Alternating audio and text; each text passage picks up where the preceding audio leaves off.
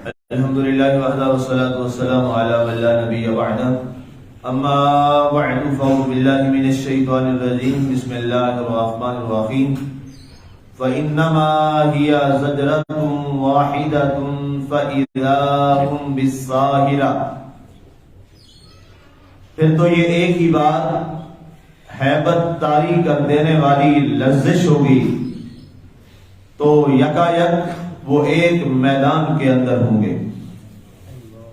سامعین، آج ہماری السورہ نازعات کی آیہ مبارکہ نمبر 14 تک کی تلاوت اور ترجمہ کا شرف نصیب ہوا. گفتگو ہماری کل چل رہی تھی حضرت سیدنا اسرافیل علیہ السلام کے نفخہ کے حوالہ سے. عربی زبان میں نفخہ سور پھونکنے کو کہتے ہیں.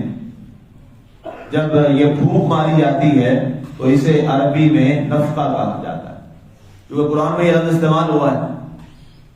تو اب جب حضرت سیدنا اسرافیل علیہ السلام نفخہ اولا لگائیں گے، کل جیسے آپ نے اس کی وہ پوری تفصیل اور منظر کشی سنی کہ ساری کائنات کے اندر سب کچھ تباہ و برباد اور ختم ہو جائے گا، اور اس کے بعد پھر نفخہ ثانیہ ہوگا.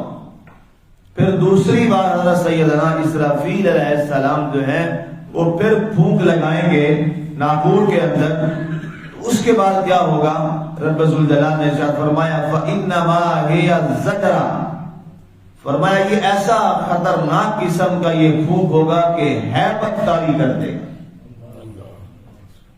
اب یہ زجرہ کا معنی، زجر کہتے ہیں کسی کو ڈانٹنا، زجرہ کا معنی ہوتا ہے کسی کو جھڑکی دینا، زجرہ کا معنی ہوتا ہے انسان کے اندر کسی کی جھڑکی کی وجہ سے جو خوف طاری ہوتا ہے اسے عربی زبان میں زجرہ کہا جاتا ہے.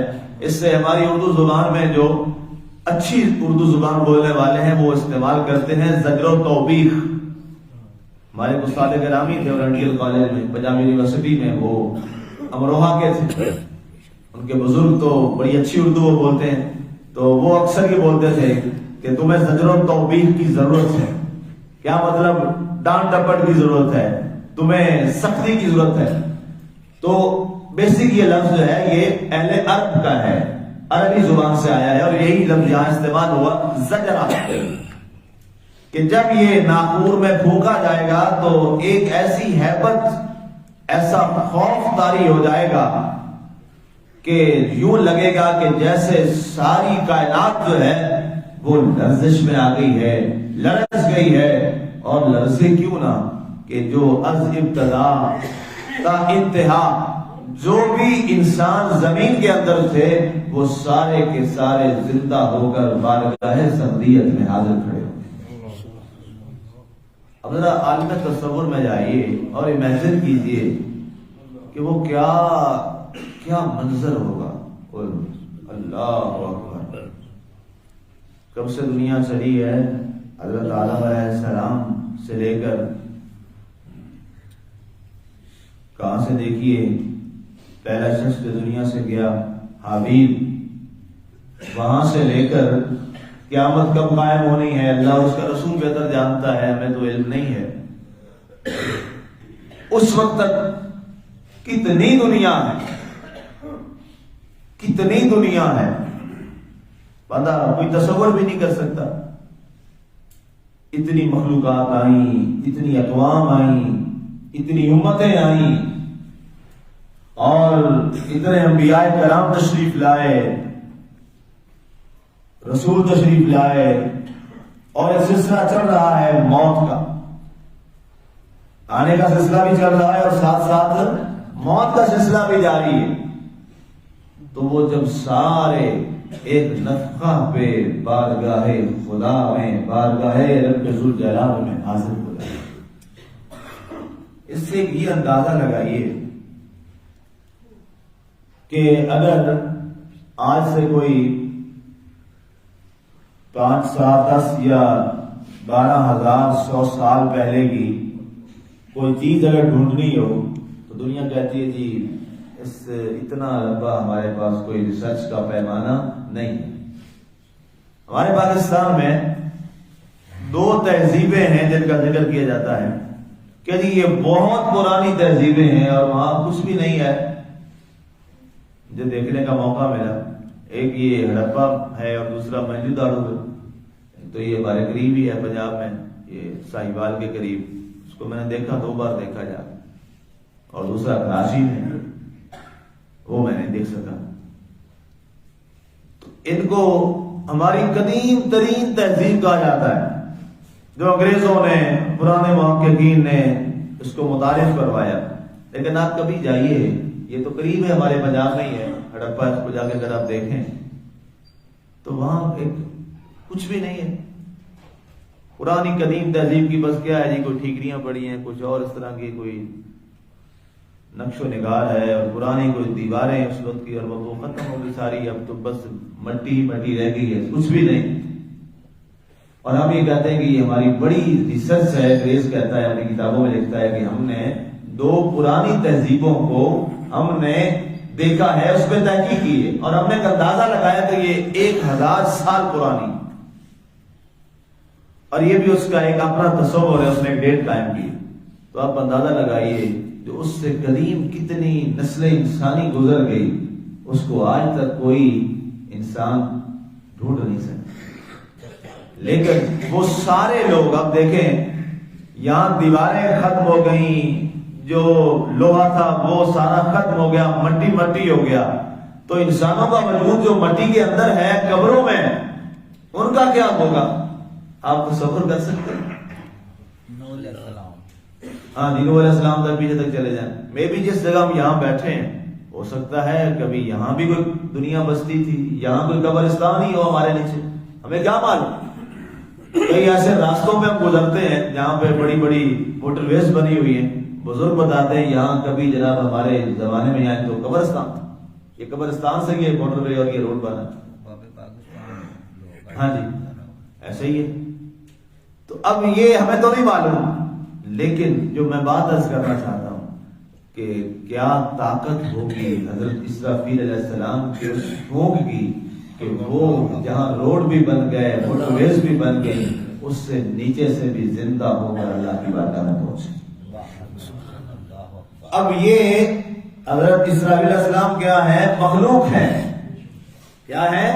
مخلوق ہے، اللہ کے پیدا کردہ ہے. بہت طاقت ہے.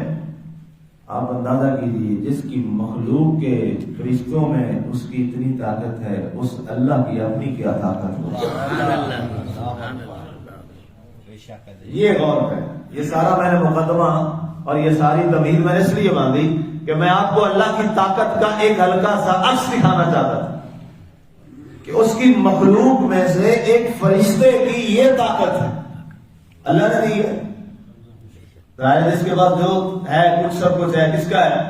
اللہ کا ہے. ذاتی تو ہمارا کچھ نہیں ہے، سب کچھ اللہ کا ہے. اب اس فرشتے کے بعد جو طاقت ہے وہ کس کی ہے؟ اللہ کی ہے. تو اندازہ آپ کر سکتے ہیں؟ ہم کوئی اندازہ نہیں کر سکتے. ہماری سوچیں اس سے ختم ہو جاتی ہیں. اس مالک کی طاقت اور قوت کیا ہے؟ اللہ اکبر. وَهُوَ قَادِرٌ عَلَىٰ أَمْرِهِ، وہ اپنے ہر امر پر قادر ہے. اب اس سے اندازہ لگائیے وہ کتنا مہربان ہے ہم پر. اتنی طاقتیں رکھنے کے باوجود، سب کچھ ہونے کے باوجود، وہ ہمارے گناہوں سے پھر بھی درگزر کر رہا ہے، ہماری لفظوں سے پھر بھی درگزر کر رہا ہے، پھر بھی معاف کر رہا ہے. جس رب کی اتنی وفائیں ہوں اور بندہ وفاؤں کے بدلے میں جفائیں دے، یہ پھر انداز محبت بھی اچھا تو نہیں. یہ تو ایسا پھر انسانیت بھی نہیں ہے. آج کسی کے پاس تھوڑی سی طاقت آ جائے تو سب سے پہلے وہ کیا کرتا ہے؟ اپنے مخالف کو کچلنے کی کوشش کرتا ہے. تھوڑی سی طاقت آ جائے اور اس کو پتا ہے یہ آج سے ہی ہے، پھر ختم ہو جائے گی. یہ سارے تماشے آپ خود دیکھ رہے ہیں، آپ کے سامنے ہیں. آج جو جیلوں میں ہیں کبھی یہ جیلوں میں ڈالتے تھے، آج جو جیلوں میں ڈال رہے ہیں کبھی یہ جیلوں میں سے. یہی ہے نا کہ ایسے ہی وہ طاقت میں آیا تو اس نے اس کو نیچا دکھایا، وہ طاقت میں آیا تو اس نے اس کو نیچا دکھایا. یہی کمزوری ہے. جو تھوڑا سا طاقت میں آتا ہے اپنی اصلیت دکھا دیتا ہے. اصل وہی ہوتا ہے، اللہ کا بندہ وہ ہوتا ہے جس میں طاقت آتی ہے، جس میں زور آتا ہے، اس کے پاس قوت آتی ہے، وہ بدلہ نہیں لیتا، وہ معاف کر دیتا ہے. اللہ کا بندہ وہ ہوتا ہے. اور یہی اسوہ رسول صلی اللہ علیہ وسلم. آپ بتائیے، آپ کے میرے نبی صلی اللہ علیہ وسلم کے ساتھ مکے والوں نے کیا کیا ظلم نہیں کیا. دہلا دینے والی چیزیں انسان پڑھتا ہے تو ہمت نہیں ہوتی وہ پورے صفحات پڑھنے کی. انسان سب سے زیادہ کمزور اپنی بیٹی کے بارے میں ہوتا ہے. یہ فطری چیز ہے. اس کو سب سے زیادہ محبت بیٹے سے بڑھ کے بھی وہ اپنی بیٹی سے کرتا ہے. یہ اللہ کا نظام ہے. اسی رسول صلی اللہ علیہ وسلم کی بیٹی بڑی صاحبزادی حضرت سیدہ زینب کے ساتھ ان ظالموں نے کیا کیا. وہ منظر نامہ میں آپ کے سامنے کیا پیش کروں. ان ظالموں نے کیا آپ کے اوپر پتھراؤ نہیں کیا. نعوذ باللہ آپ کے پیچھے انہوں نے پوٹنگ کے لیے وہاں کے شرارتی لڑکے اور غلیظ لوگ نہیں لگائے. آپ کو لہو لہان نہیں کیا. آپ کا سوشل بائیکاٹ کر دیا.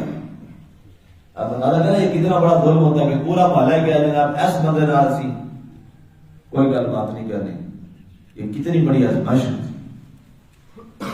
یہ ساری چیزیں دیکھنے کے بعد بھی باوجود بھی جب اسی مکہ میں آئے ہیں فاتح کی حیثیت سے اس کو فتح کر کے اور آج اور پھر وہ کیا عجیب عجیب معاملہ. وہ قبیلے کا شخص جس کا نام عثمان تھا مسلمان بعد میں ہوا.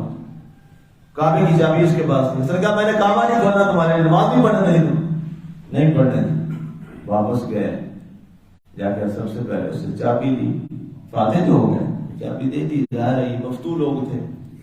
اب سارے پریشان ہوئے. اب تو یہ محمد صلی اللہ علیہ وسلم ہم سے ایک ایک بدلہ لے گا. آج یہ فاتح بن کے آئے ہیں مکہ میں. ہم نے بڑے ظلم کیے تھے.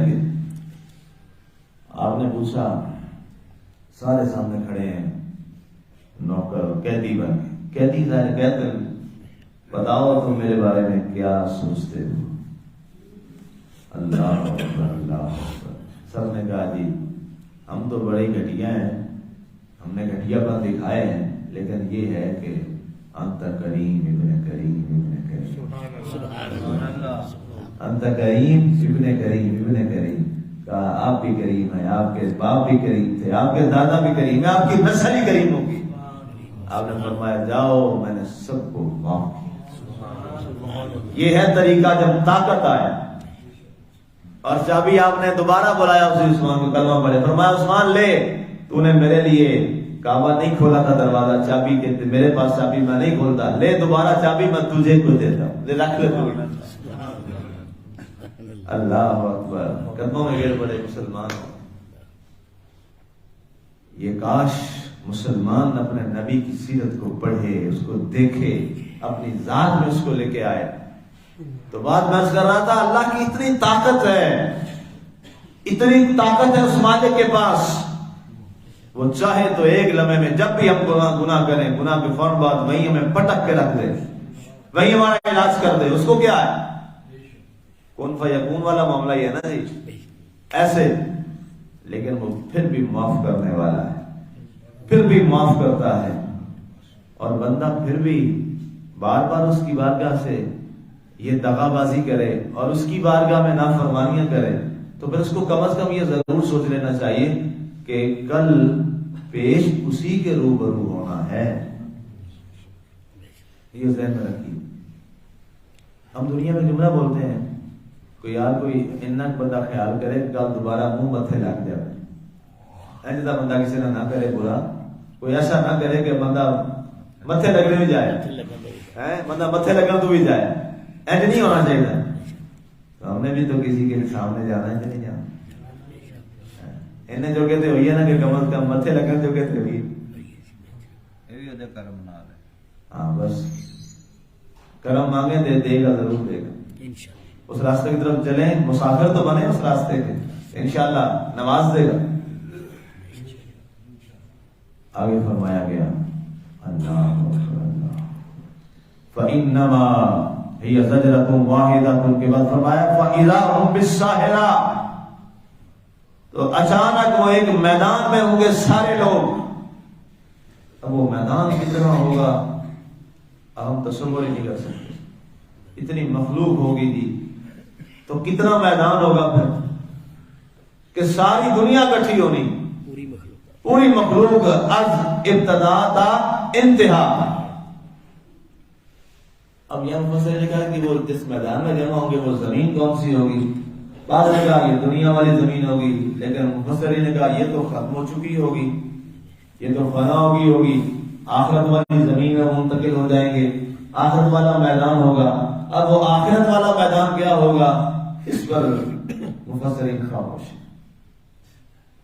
اس پر سارے خاموش ہیں. وہ اللہ اور اس کا رسول ہی بہتر جانتا ہے وہ کیا ہے. آرا لکھی گئی کہ میدان عرفات ہوگا جہاں قیامت قائم ہوگی.